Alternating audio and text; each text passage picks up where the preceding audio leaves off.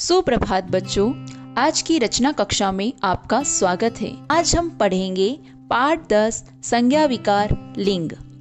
शब्द के जिस रूप से उसके पुरुष अथवा स्त्री जाति के होने का बोध हो उसे लिंग कहते हैं। हिंदी में लिंग के दो भेद होते हैं, पुल्लिंग और स्त्रीलिंग। जो शब्द पुरुष जाति का बोध कराते हैं वे पुल्लिंग कहलाते हैं, जैसे लड़का, अध्यापक, पिता। इसी प्रकार जो शब्द स्त्री जाति का बोध कराते हैं वे स्त्रीलिंग कहलाते हैं, जैसे लड़की, अध्यापिका, माता।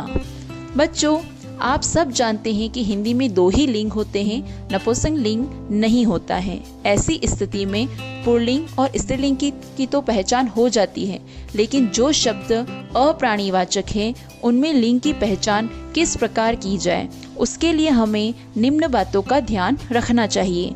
शब्दकोश, व्याकरण के नियम, प्रयोग का आधार, परंपरा तथा विद्वानों का मत। इसके अलावा कुछ और ऐसे बिंदु हैं जिनको हम जानकर पुल्लिंग की पहचान कर सकते हैं। जैसे शरीर के कुछ अंगों के नाम पुल्लिंग होते हैं, जैसे पाँव, हाथ, अंगूठा, मस्तक, दांत, नाखून, कान, गला, सिर आदि। लेकिन जीभ, टांग, नाक आदि स्त्रीलिंग होते हैं।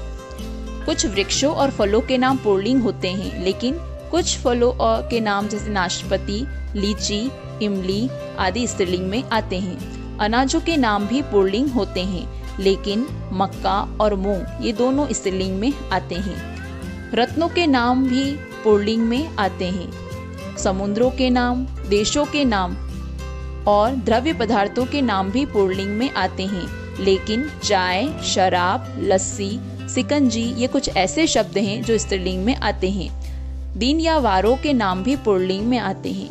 महीनों के नाम भी पुल्लिंग होते हैं, हिंदी महीनों के नाम। इसके अलावा कुछ ऐसे महीने हैं जैसे जनवरी, फरवरी, मई ये स्त्रीलिंग में आते हैं। धातुओं के नाम पुल्लिंग में आते हैं, लेकिन चांदी धातु स्त्रीलिंग में आता है। ग्रहों के नाम पुल्लिंग होते हैं, लेकिन पृथ्वी भी एक ग्रह है, पर यह स्त्रीलिंग शब्द है।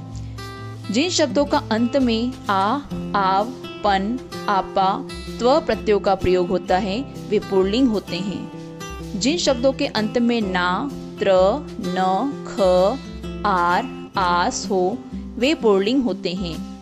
इस प्रकार इन सभी बातों का ध्यान रखकर हम पुल्लिंग शब्दों की पहचान कर सकते हैं। आज की कक्षा में उपस्थित होने के लिए धन्यवाद।